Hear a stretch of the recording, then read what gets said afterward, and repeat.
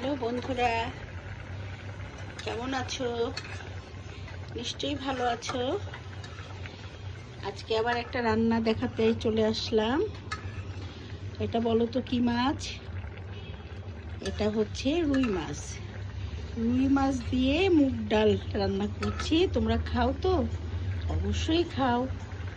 মাথা দিয়ে তো আমরা সবাই খাই, কিন্তু মাছ দিয়ে কেউ কেউ খায় ঠিক জানি না। আমি রান্না করি মাছ দিয়ে। এই রুই মাছ দিয়ে মুগ ডালটা একটু ভেজে তারপরে তোমার সমস্ত মশলা, একটু গরম মশলাও দিই, দিয়ে কষিয়ে তারপরে এইভাবে রান্না করি। এটা কিন্তু খুব মজা হয়, খুবই মজা হয়, খেতে খুব ভালো হয়। তোমরা একটু করে দেখো। এই রুই মাছ দিয়ে মুগ ডাল খুবই মজা হয়, একবার করে খেয়ে দেখো। আর বলো না, গাড়ির পোপা শোনাই যায়, কি করব। এখন ভিডিও করার সময় খুব বিরক্ত লাগে, এগুলো করার কিছু নাই। এই যে দেখো কি সুন্দর কালার চলে আসছে।